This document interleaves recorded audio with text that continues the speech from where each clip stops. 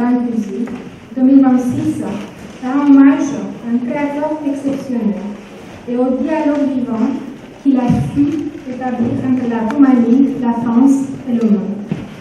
À la France, Grand Cuisine a offert une révolution esthétique. Il a contribué à faire de Paris le cœur battant de l'avant-garde, ouvrant la voie à une sculpture épurée, spirituelle et profondément libre. À la Roumanie, il a légué un symbole identitaire universel. L'ensemble monumental de Pédigiou, inscrit au patrimoine UNESCO en 2024, véritable poème sculpté dédié aux héros roumains de la Grande Guerre. Brancusi, en même temps, a su créer un langage plastique universel, où la simplicité devient révélation et la matière pensée. Ces créations incarnent la recherche de l'essence, la quête de la lumière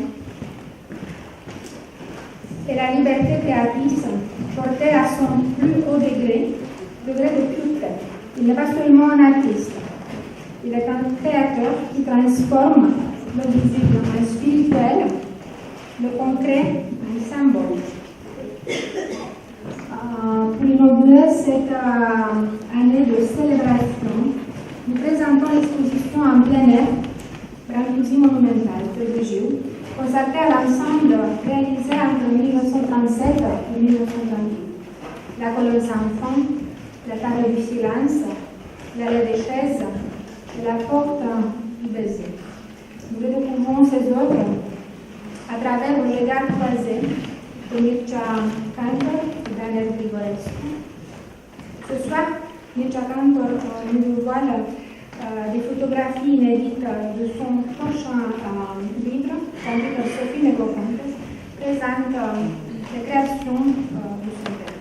Sous la modération d'Alexis Bernet, cette rencontre explore la portée symbolique et spirituelle de cet ensemble et son influence sur la création contemporaine.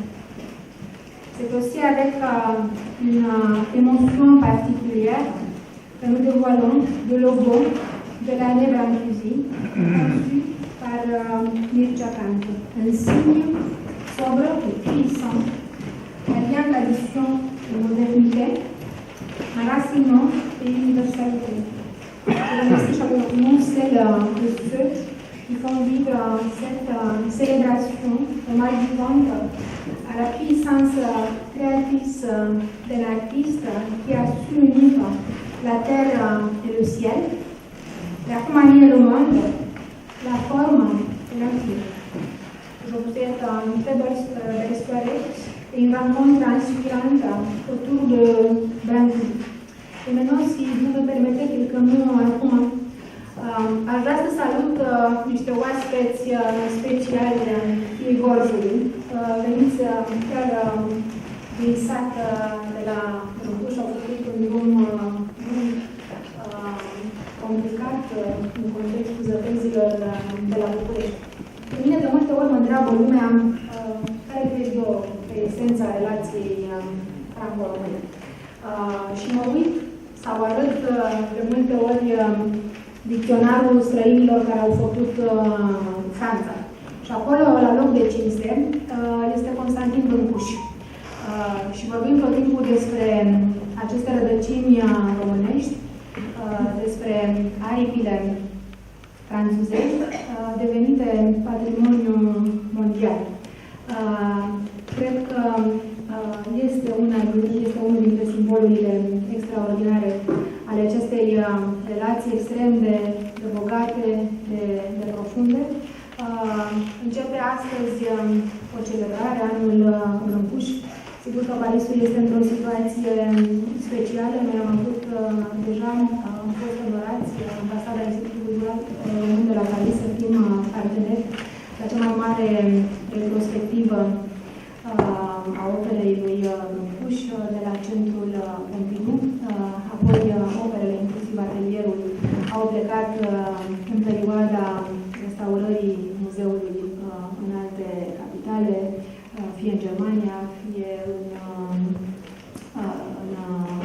Rwanda. Cred că este acest simbol extraordinar. Vă invit să vedeți și expoziția pe care o avem pe gardul de patrimoniu al acestui loc extraordinar, dedicat întâlnirilor culturale. Și această casă, Casa României la Paris, este legată și de Brâncuși, este un loc în care sunteți bineveniți tot timpul. În spate, pe balcon, aveți, să știți, o masă la care a stat însuși Brâncuși. Deci există un film pe care suntem foarte mândri. Este un film cu masa la care se văd Constantin Brâncuși, George Enescu și Tristan Țară. M-a întrebat doamna care face reportajul dacă v-ați întâlni astăzi cu Constantin Brâncuși, ce ea spune, doamnă? Vă las eu cu această întrebare. Ce ea spune marelui Brâncuși dumneavoastră dacă v-ați întâlni cu dumnealui? Seară bună tuturor!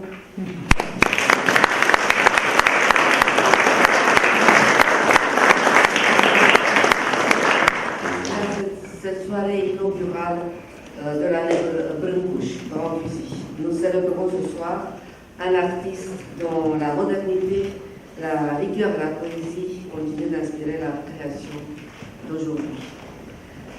L'Institut culturel roumain a pour mission de faire dialoguer les cultures et de construire des ponts entre les héritages et les regards contemporains. Brâncuși incarne parfaitement ce lien vivant entre la Roumanie et la France, entre la tradition et la liberté créatrice. Je remercie chaleureusement Mircea Cardon, Sophie Metropolite et Alexis de Berned et tous nos partenaires pour ce dialogue autour du monument de Târgu Jiu, le seul ensemble sculptural conçu et réalisé par Brâncuși. Je remercie également Pompilio Constantinescu qui a suivi le bon déroulement de ce projet, ainsi qu'à mes collègues de l'Institut, de l'ambassade et du consulat.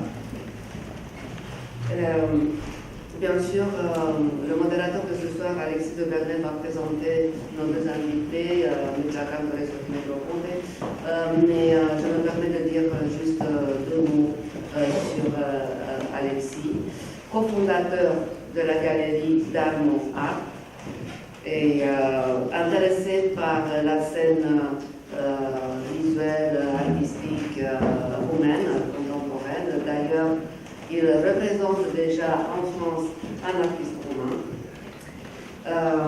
Et avec Darmoart et son concept, il compte parmi les plus importants incubateurs d'art contemporain européen. Puissions à travers cette année Brâncuși continuer à faire rayonner l'esprit de l'artiste universel qui nous rappelle que la simplicité peut contenir toute la beauté du monde. Merci.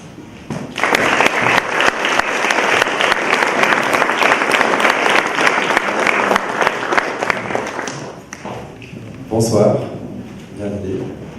Un grand merci à votre Excellence, Madame l'Ambassadrice, pour votre accueil dans ce lieu merveilleux.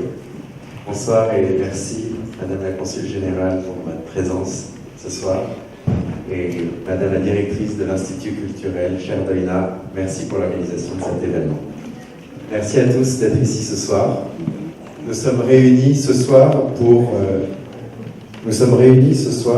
à l'occasion des 150 ans de la naissance de Brancusi, pour parler de l'ensemble monumental de Târgu Jiu. Il a été construit comme quelque chose de plus grand qu'un simple monument à regarder, un monument à vivre.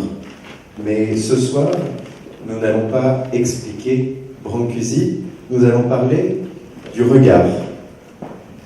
Des regards portés sur des œuvres intégrées à la vie locale mais devenues universelles. Les regards de deux artistes, deux générations, deux sensibilités, Mircea Cantor et Taner Grigorescu. Mircea, vous êtes un artiste pluridisciplinaire dont le travail explore les notions de frontières, de regard, de perception, de la poésie visuelle. Votre travail est représenté par la galerie Negropontes.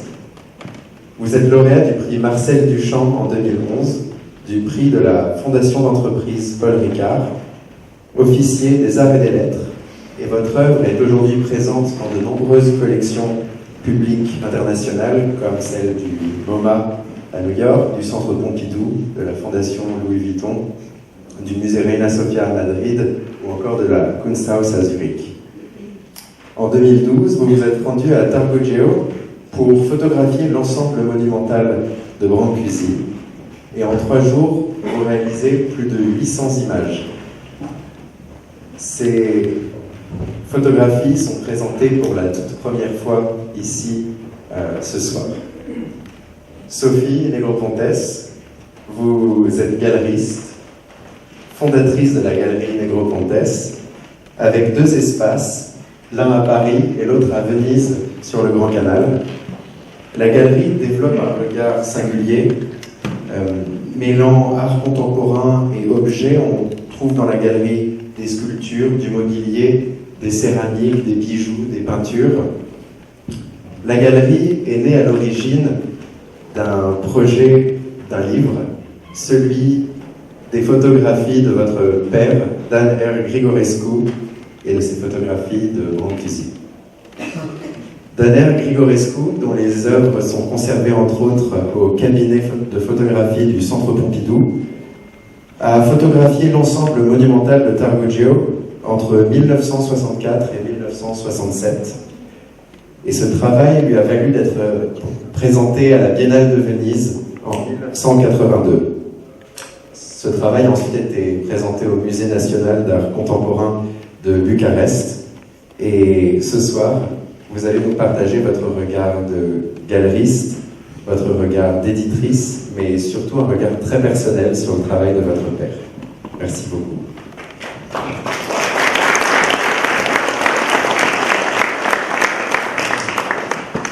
Pour commencer, j'aimerais parler de Târgu comme un lieu vécu, plus qu'un simple monument.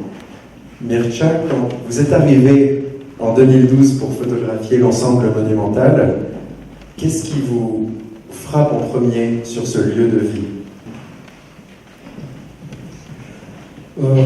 Bonsoir, bună seara la toată lumea. Pour répondre à ta question, en fait, j'ai eu du temps à mettre pour arriver à Târgu Jiu, parce que je me sentis que je ne suis pas du tout préparé pour rencontrer cette œuvre de Brâncuș. J'ai lu beaucoup, j'ai étudié beaucoup, même dans le lycée que j'ai fait en Roumanie, le lycée d'art de Oradea. J'avais un professeur qui avait dans son atelier de sculpture au lycée toutes les citations de Brâncuș. En fait, on était imprégnés de cette présence. Et je ne sais pas, il y a des livres comme de V.J. Paléologue, de Petre Comarnescu, qui décrivent beaucoup d'exégètes, comment percevoir son œuvre. Et je me suis dit que je ne suis pas préparé d'y aller. J'attendais un moment, et le jour de mon anniversaire en 2012, j'ai dit je veux me faire un cadeau d'aller à Târgu Jiu.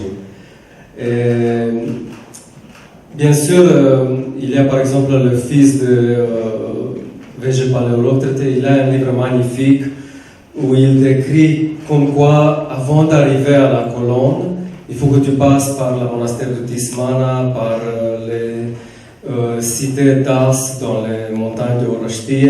C'est comme une sorte de parcours initiatique. Et après avoir rempli ton cœur, ton âme de toutes ces beautés, tu pourras comprendre et tu pourras t'approcher de cet ensemble. Incroyable. Et pour votre père, Sophie, quand il photographie, est-ce qu'il photographie des œuvres conceptuelles? Est-ce qu'il photographie un lieu de vie? Je pense qu'il a son propre regard et il avait une admiration folle pour Brancusi. Il avait plus que ça, il y avait une espèce de de recherche, de découverte. Et je pense que chaque œuvre, au-delà de l'inscription dans la vie, parce que c'est vrai ce que dit Mircea, le site, pour ceux qui le connaissent, il est complètement inscrit dans le lieu, dans la ville. C'est un parcours lui-même, mais chaque élément de cet ensemble monumental est en soi-même un monument, en soi-même une sculpture et en soi-même l'origine d'énormément de choses dans le travail de Brancusi. C'est comme ça que le regardait mon père, c'est-à-dire qu'il regardait chaque élément, chaque losange de la colonne sans fin comme un élément qui allait apparaître de façon répétitive dans l'œuvre de Brancusi. Donc c'est ce qu'il a essayé de rendre dans ses photos, c'est la multiplicité plutôt la multiplicité de visions, de regards qu'on peut avoir par rapport à un seul de ces éléments-là. C'est un ensemble sculptural, monumental, qui a été photographié des milliers de fois, et votre père a, si je ne me trompe pas, près de 2000 clichés de ces éléments, et pourtant, chaque photographie que l'on connaît aujourd'hui a été choisie avec beaucoup de précision. Est-ce que vous pouvez parler de cette sélection? Alors mon père disait, à l'époque on faisait des photos 6-6, ce qui s'appelle, ou des films avec un nombre limité de photos, et il disait, s'il y a une bonne photo sur une pellicule, c'est que j'ai vraiment réussi mon boulot. Donc il a fait énormément de photos, il était extrêmement exigeant sur le choix de chaque photo, et c'est ainsi que les photos se sont retrouvées dans le livre. Mais il a séjourné à 2 reprises à Tarugia pendant ces 3 années, une fois 3 jours et une fois 2 semaines. Et je me souviens qu'il m'avait raconté qu'il avait passé journée entière, la nuit, le lever du soleil, pour avoir une image qui ressemblait, je me souviens par exemple de la colonne sans fin, il y a une image de la colonne sans fin où on perd complètement le relief du losange, et il disait, bon ça, on voit déjà l'apparition de l'oiseau dans cette image-là. Donc c'est cette recherche-là qu'il avait. Et en 1967, le livre est sorti au moment de l'anniversaire de la mort de Brancusi, les 10 ans de la mort de Brancusi, ainsi que il y a tout le temps eu des liens en fait, comme maintenant. Donc il était important. Et vous avez parlé tout à l'heure de la Biennale de Venise, les photos ont été exposées en très très grand format.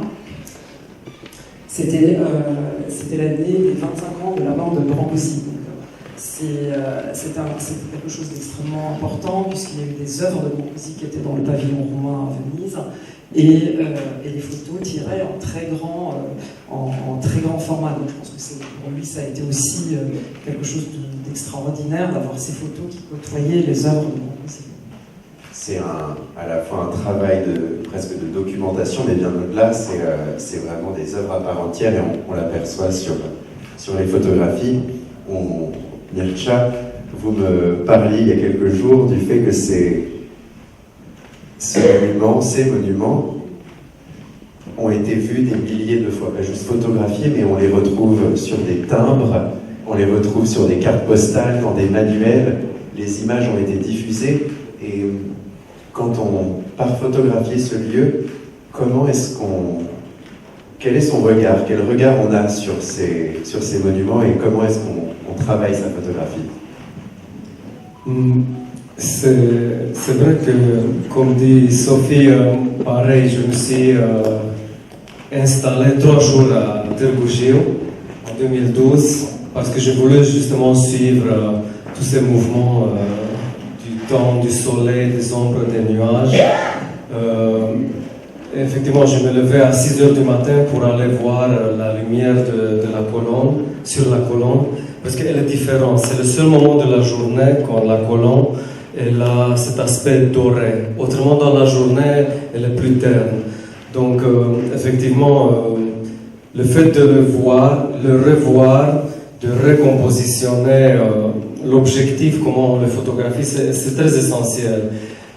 Bon, de formation d'artiste, connaissant toutes les règles de composition dans l'histoire de l'art, comment on cadre. Parce qu'aujourd'hui, comme on a l'iPhone, le téléphone portable, tout de suite, on voit le résultat. Mais avec les pellicules, comme dans Grigorescu photographié, tu ne savais pas qu'est-ce que ça va donner. Donc, c'était une économie de regard, pas de l'image et du film, une économie de regard qui devrait être mise en place. Et pareil, donc, connaissant, par exemple, je ne sais pas combien d'entre nous c'est que l'axe de cet ensemble, il est situé sur le est-ouest. C'est-à-dire, le soleil se lève sur la colonne et il se couche sur la table de silence qui m'ont conditionné de comment photographier ces éléments. Qui est, pour un photographe, c'est très important. C'est une chose de le photographier pendant l'été, par exemple, et une autre chose pendant l'hiver ou l'automne, avec les feuillages, avec les ombres, donc c'est une autre lumière. Mais en 2011, il y avait une exposition très très belle, très importante à Pompidou, Brancusi, la photographie, film et photographie. Et je me souviens que je l'ai vu comme celle dernière au moins 7 fois. C'était tu peux pas rater ce genre d'événement, il faut aller, il faut le revoir plusieurs fois. Les grandes expos, c'est comme ça qu'il faut le faire. On sait. Et je me souviens que lui, il avait photographié la colonne, pas la porte. La table, il l'avait filmé, il y a des films. Et c'est intéressant comment il le percevait, parce qu'après 1938, il n'est plus rentré en Roumanie pour voir comment ça a évolué. Et c'est drôle de voir ces films, par exemple, quand ils construisent la colonne en 1937, avec des paysans de gauche, comme on voit ici dans la salle, habillés traditionnellement en train de faire les tranchées dans les parcs. C'est intéressant de voir tous ces rapports, de voir son œil, à savoir qu'il a été initié dans la photographie par Man Ray.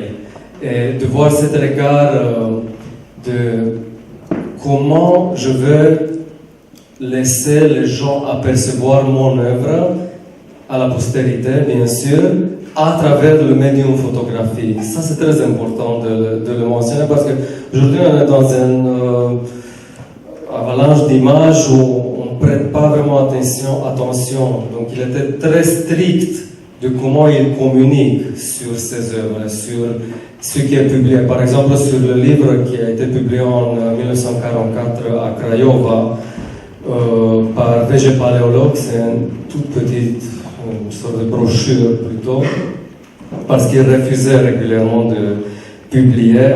Je pense que même ce livre s'est fait sans sa connaissance. On voit que ce sont ces photographies qu'il a données à VG Paléologue. Donc il savait que l'oiseau dans l'espace, on le présente de telle façon, baiser de telle façon, la colonne. Donc c'était une chose très importante. Et ça, en tant qu'artiste, j'ai un grand respect parce que c'est la volonté de l'artiste de émettre des perspectives sur comment ton œuvre veut être perçue. Pas par un photographe, n'importe qui, c'est l'artiste lui-même qui photographie. Donc, juste pour clôturer une grande parenthèse, c'est de cette façon que j'essayais de travailler, d'être très proche intuitivement de son regard sur son œuvre. Après, bien sûr, il y a ma subjectivité, mais en grande ligne. Et a posteriori, comment se placent les clichés par rapport à l'œuvre de Brancusi, selon vous? Ceux que vous avez pris, comment est-ce qu'ils se positionnent par rapport à ce travail? Je ne sais pas. Je ne sais pas s'il serait d'accord. avec mes prises de vue. Mais par exemple, à chaque fois quand je suis en relation avec un artiste ou avec quelqu'un qui a besoin de mon regard, j'essaie d'être très respectueux et d'essayer de comprendre où il placerait cette vision. C'est-à-dire, par exemple, prenons juste l'exemple, parce qu'il dit dans ses adages, ses fameux adages, ses citations, que par exemple, ce que je vous donne, c'est juste de la pure joie. Allez voir la colonne sans fin, touchez-la, restez là pendant la nuit, regardez-la vers le ciel, regardez les étoiles qui tournent autour d'elle. Donc il y a tous ces conseils que je l'ai pris comme une sorte de guide photographique, on peut le dire. C'est-à-dire, aujourd'hui, malheureusement, il ne nous laisse plus s'approcher de la colonne, ni s'asseoir sur les chaises pour diverses raisons de vandalisation, malheureusement. Mais en 2012, encore, tu pouvais aller et vraiment être au ras de la colonne et la voir en perdant presque sa forme des rhombes comme ça qui se poursuivent à l'infini. Pareil pour la porte, pareil pour la table de silence. Donc, il y a une chose, un désir de s'approcher de la matière, de savoir que c'est sa dernière touche, en sachant que même pour la porte, lui-même il a sculpté. Donc c'est pas juste les mètres de pierre, mais tu vois, c'est cette chose de presque fétichisant, d'aller toucher l'œuvre du maître, de cette énergie transtemporaire.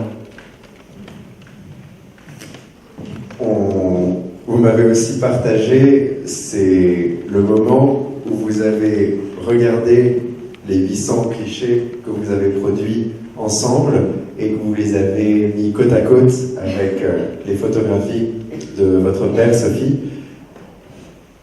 Il y avait des nouveaux angles qui n'avaient jamais été vus, certaines photos qui se rapprochaient. Est-ce que vous pouvez nous parler, nous partager ce moment d'échange autour des photographies respectives des deux artistes? C'est un travail en fait très, très émouvant en fait, pour moi en tout cas. D'abord c'est une joie et un honneur de travailler avec Melcha et ce travail qu'on a fait déjà, on a travaillé par son livre, qui va sortir d'ici 1 mois et demi à peu près. Donc tout ça, pour moi, c'était très émouvant parce que j'avais fait le travail, j'ai réédité le livre de mon père en 2017. Le livre a été sorti mon père en 1967, donc à 40 ans de distance, voilà, presque de génération en fait. Des regards qui vont rester aussi modernes parce que l'œuvre elle est indéfiniment moderne. Votre père est allé plusieurs fois à Terbuggio. Il y est allé sur 3 années d'affilée. Il y est allé à plusieurs reprises. Comme quoi le regard peut-être change. Combien de fois y est-il allé et comment il a travaillé sur cette série de photos? En fait, il y est allé 2 fois, une fois 3 jours, une fois 2 semaines, et il a vraiment travaillé. C'est quelqu'un qui était aussi très à l'écoute de la nature. Il était, quand j'étais gamine, j'étais toujours épatée parce que le matin il y avait un grand soleil et il disait prends un parapluie parce qu'il va pleuvoir. Et j'étais quand même, je me disais mais non, c'est pas possible, le ciel est parfaitement bleu, il n'y a pas un nuage à l'horizon, et en fait il pleuvait l'après-midi. Donc il avait cette proximité de la nature, d'avoir passé son enfance dans la campagne romaine, d'avoir passé beaucoup de temps dans le delta du Danube, donc il était très à l'écoute. Et c'est une installation qui a été énormément photographiée, qui a été étudiée pour son côté, ces œuvres qui vont à l'essentiel, reliées aux formes les plus simples, mais c'est aussi un lieu de vie. Et aujourd'hui, les mariés, les jeunes mariés, vont tous se prendre en photo devant la porte du baiser au moment de leur mariage. Ça reste un lieu de la vie commune. Comment vous l'avez perçu en allant y travailler en tant qu'artiste, mais en voyant aussi cette vie qu'il y a autour? C'est drôle, je m'aperçois qu'on parle de la photographie sans voir ces monuments, ces œuvres. On est presque dans l'imaginaire, pour ceux qui ne sont pas allés à Târgu Jiu, c'est peut-être un peu dur de s'imaginer comment un ensemble sculptural moderne, premier dans le monde, peut produire tellement d'attractions.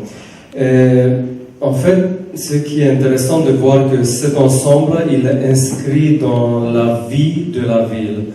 Et ça, c'est vraiment visionnaire de la part de Brâncuși, parce que même l'arche, la porte du Bézet, qui est une sorte d'arche romaine, il est fait à une échelle très humaine. Donc c'est vraiment une chose que tu passes chaque fois quand tu es dans le parc. En fait, il a conçu un peu, je voudrais introduire le fait comment il a été conçu. C'est-à-dire, tu as la table de silence qui est à côté de la rivière du Jiu, très symbolique parce qu'on connaît que dans la mythologie, à savoir que ce monument ça a été fait pour les combattants de la Première Guerre mondiale dans leur mémoire par les veuves, etc. Donc la rivière c'est psychopompe, c'est-à-dire elle transporte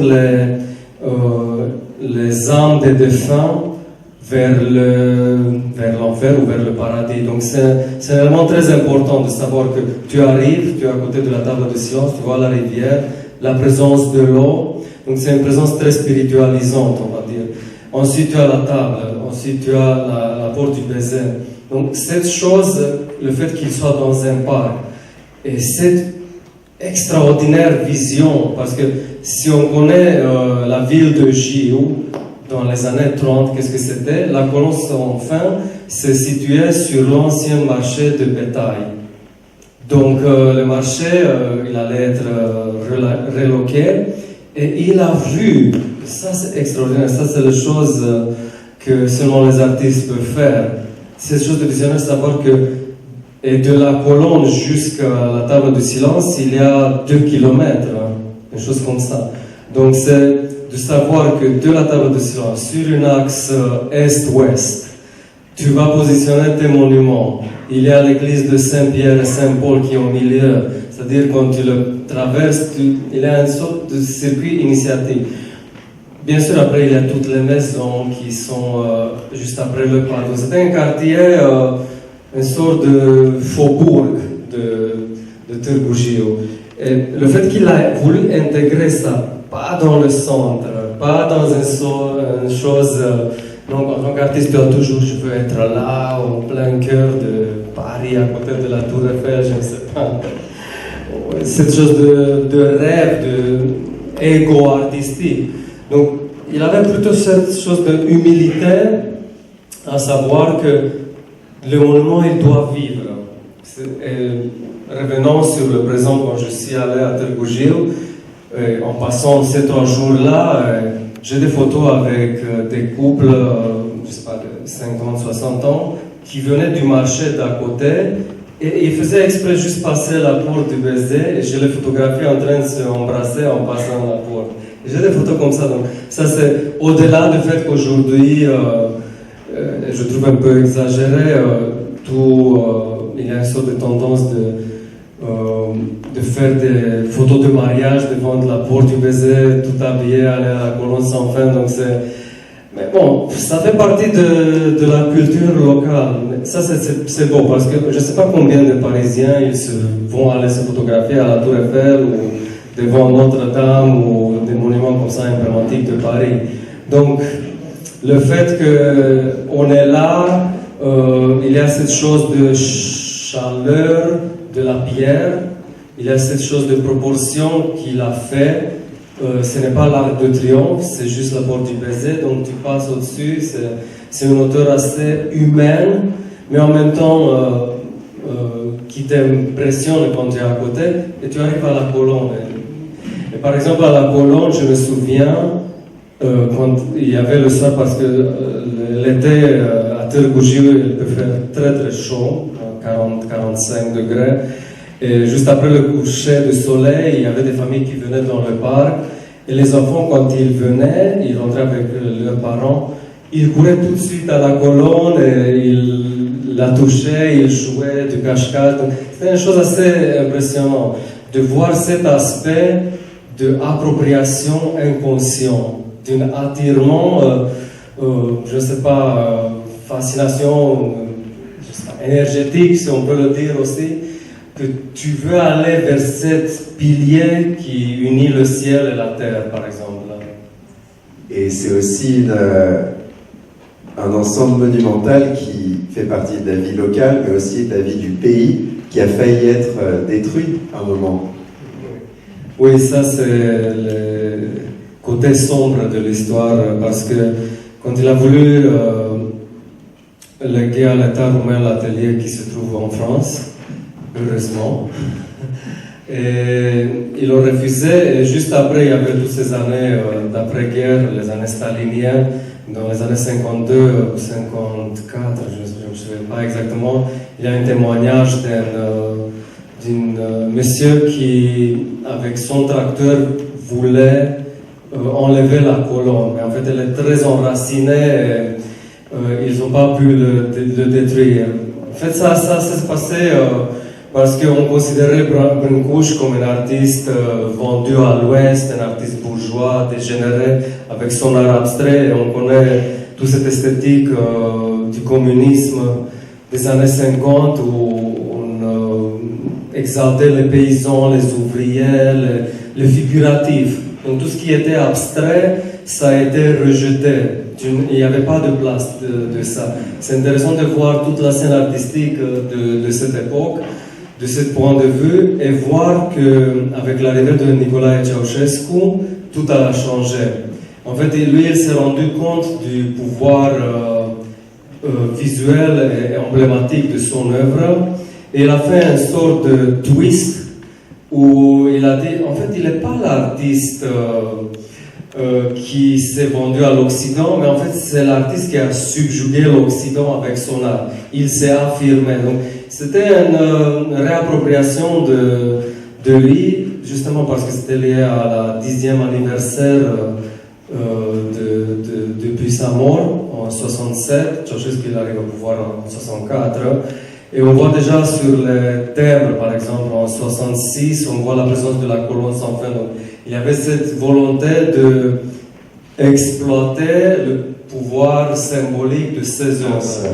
D'avoir accès à ces monuments, que ce soit à Târgu Jiu, mais aussi partout autour de vous. Et je vous recommande de contempler, de regarder et de profiter de ces joyaux qu'on a autour de nous. Si vous voulez bien, je vous invite à poser des questions, si vous en avez. Et merci beaucoup.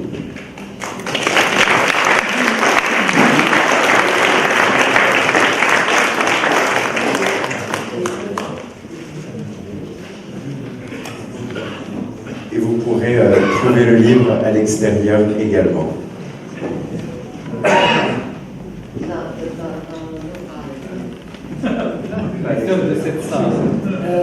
Juste dans la salle d'à côté, en fait, sans être sous la pluie.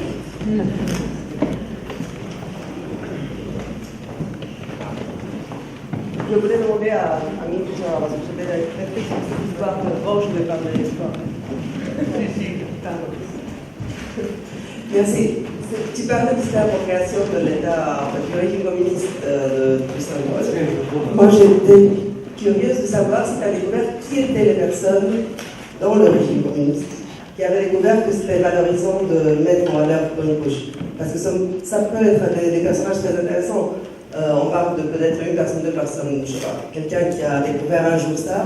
Et si cette personne n'existait pas, bah, peut-être que les monuments auraient été détruits, comme beaucoup de choses en Roumanie. Je ne sais pas si c'était un... Mais les personnes de qui ont essayé du parti, tu disais que le parti s'était approprié. En fait, quelqu'un s'était rendu compte que c'était valorisant de mettre en valeur, en fait, d'associer Brâncuș. Mais il y avait toujours un comité qui... je ne connais pas les personnes. Par contre, je connais les personnes qui ont signé son refus de son testament, parmi lesquels il y avait Sadoveanu, par exemple, Mircea Deac. Donc, ça, c'est dans les archives nationales, ils sont mentionnés. Donc, tout ça, mais peu importe. Aujourd'hui, le monument il est là. Mais c'était des héros finalement, je pense. Tiens. Il era un héros.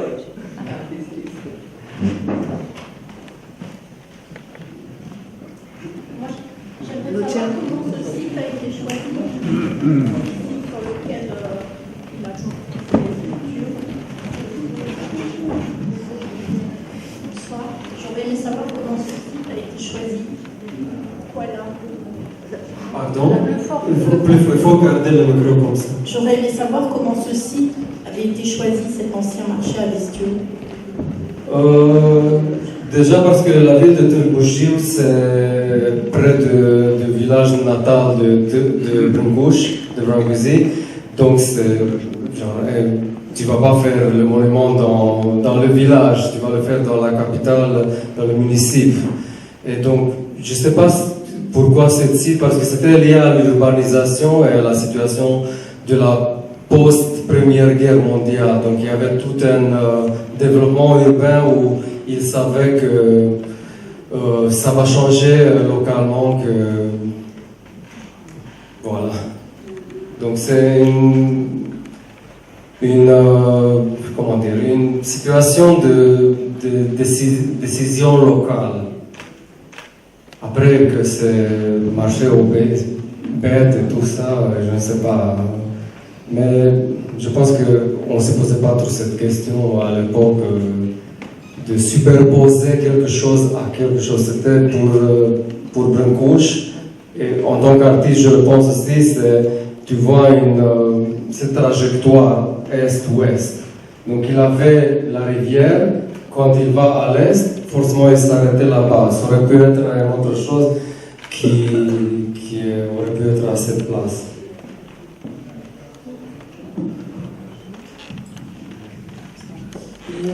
Mircea parlait tout à l'heure du fait qu'il y a, sur ce trajet, il y a une église qui est importante, elle est importante dans la ville.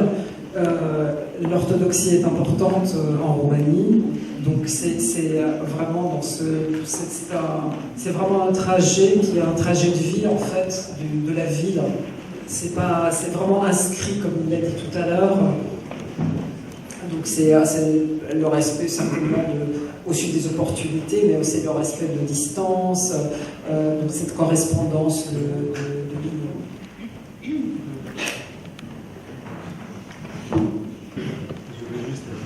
Juste ajouter qu'en fait, cet ensemble, c'est à l'initiative des femmes libéraux de l'époque, Aretia Tătărescu. C'est très important. Et nous, on est très fiers que c'est une initiative de femmes qui ont pris cette décision et cette volonté de montrer Brâncuși pour la première fois en Roumanie à cette échelle. J'ai une dernière question à votre l'œil d'artiste. Moi, en visitant la maison natale de Brâncuși il y a 10 ans, ce qui m'a marqué le plus, c'est la simplicité, en fait, où tu sens que la simplicité, c'est vraiment la sophistication suprême.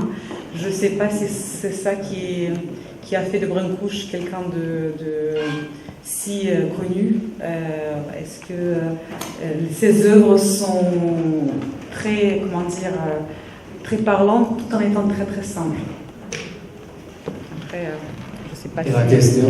C'est une question pour votre œil d'artiste, oui. Là, on va mettre encore une heure. Non, mais c'est intéressant cette simplicité, comment il est arrivé. Je ne vais pas entrer parce que je ne suis pas historien de l'art, mais c'est vrai, en connaissant l'époque, et je vais le faire vraiment très court, en connaissant l'époque, on est dans les années 20-30, c'est son apogée de création, vraiment. Et juste une toute petite parenthèse, en ce moment, il y a une exposition de Art Déco au Musée des Arts Décoratifs à Paris. Et je suis allé le voir rien que pour comprendre visuellement dans quelle époque il créait. Ça, c'est très important et je vous conseille vraiment d'aller le voir parce que quand on voit les œuvres de Brâncuși, on reconnaît des éléments d'Art Déco dans son langage. Et je ne connaissais pas du tout parce que bien sûr on connaît un peu l'esprit d'Art Déco qui est très épuré, mais c'est fort, par exemple les chaises de la table de silence ou les chaises de l'allée, tu le vois clairement dans cette simplicité d'art déco. L'arc la porte du baiser, cet arc, pareil, si on connaît, si vous vous souvenez, les colonnes du temple du baiser qui était dans l'atelier de Brune-Couche à Paris, il était vraiment à l'angle, qu'il voulait faire pour le Maharaja de Indore. Tu vois vraiment cette influence de l'art déco, mais au-delà de ça, au-delà du fait qu'il a essayé d'extraire les essences, que sa philosophie de vie, il était de cette manière de réduire toutes les choses à des choses essentielles. Juste un exemple, par exemple, il n'a jamais accepté dans son atelier, qui était sa maison, d'amener des choses d'autrui. Il a toujours voulu qu'il se fabrique lui-même, la poêle, les outils, etc. Merci beaucoup pour l'exposition. Pour l'exposition que vous organisez. Vous nous avez dit que vous consacrez toute l'année à Brune-Couche. Vous pouvez nous dire un petit peu plus de ce qui va suivre? Les deux galeries en programme Regard sur Brancusi. Donc on a commencé l'année à Paris avec une exposition, donc on est à chaque fois sur 3 étages. On consacre un étage, l'étage principal à Paris, à un regard sur Brancusi. Donc c'est un choix d'œuvres de différents artistes de la galerie, mis en regard avec des photos du livre de Dan Grigorescu. Et donc, c'est un choix très personnel, en fait. C'est un regard, c'est une mise en abîme presque, donc c'est un regard sur un regard. Et on poursuit ça avec un solo show d'un sculpteur français qui travaille le bois et qui sculpte avec je pense, un peu la même éthique d'ailleurs que Amircha quand il sculpte, de ce lien avec le matériau d'une façon qui est difficile à raconter, à expliquer. Donc pendant quelques mois, et une troisième période qui s'appelle Regard sur Brancusi, et cette fois-ci seulement art, avec toujours en regard des photos de mon père, des œuvres de différents artistes, et avec une toute nouvelle programmation. Et à Venise, toujours sur 3 étages, le rez-de-chaussée consacré à un artiste italien qui s'appelle Mauro Mori, et qui travaille essentiellement le bois et la pierre, qui sculpte dans la masse de façon, comme vous disiez, madame, simple, qui paraît simple. Et l'idée de ce rez-de-chaussée, c'est un peu un regard comme sur l'atelier de Brancusi, donc un travail d'empilement, où chaque socle est en fait une œuvre. Donc on présentera de la même façon. Au premier étage, qui est le plus grand étage, 2 œuvres d'un autre artiste italien, Gianluca Pacchioni, avec deux pièces qui sont un peu comme des œufs qui sont en équilibre, mais qui rappellent quelque part l'oiseau. Vraiment 2 regards, 40 ans d'intervalle. Et je suis très très très émue de faire cette année donc ces expositions-là. Et j'espère que vous aurez l'occasion de passer à la galerie à Venise, et vous serez les bienvenus en tout cas.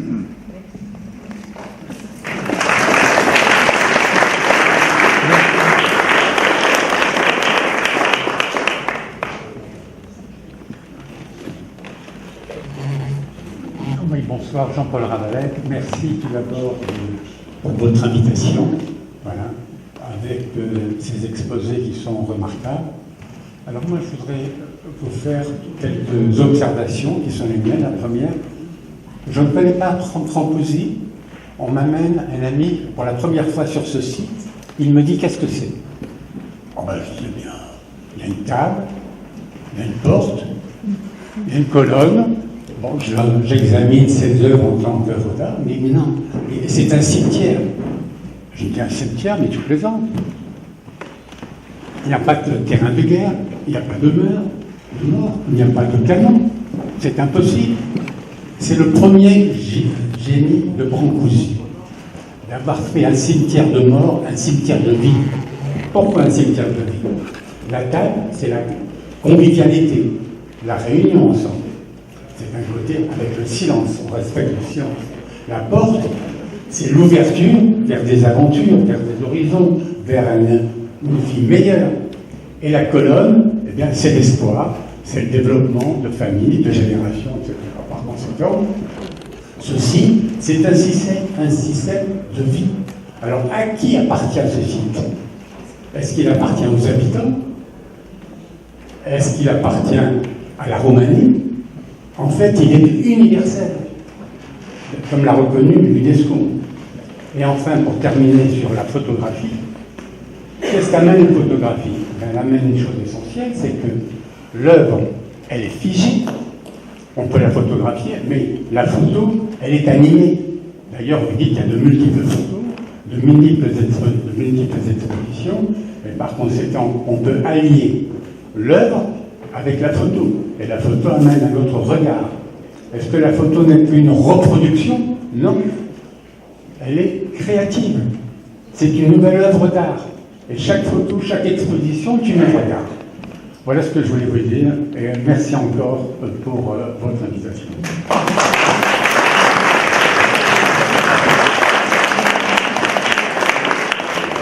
Source d'inspiration.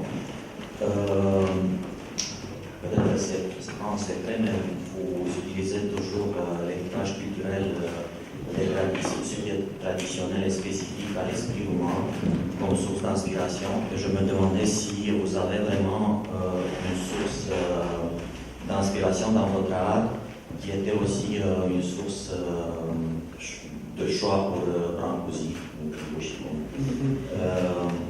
Voilà, merci. Merci, cher Gabriel, pour la question. Je voudrais répondre par rapport à l'inspiration de l'artiste sur je pourrais vous dire des anecdotes toute la soirée. Mais il y a un objet extraordinaire, un collier au musée d'histoire, Musée national de l'histoire de Roumanie à Bucarest. Un collier qui date de 3000 ans, qui est un collier comme la colonne sans fin, sauf que les modules, ils partent du très grand, c'est cette taille-ci, genre 2 cm, et après ils se réduisent.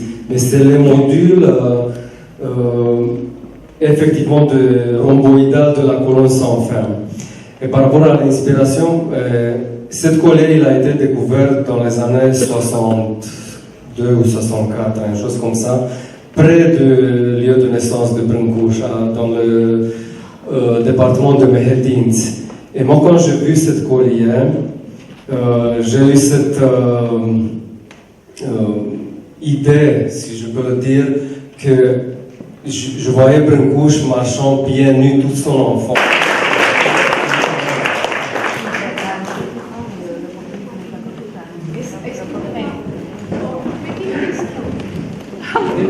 Je me suis réveillée.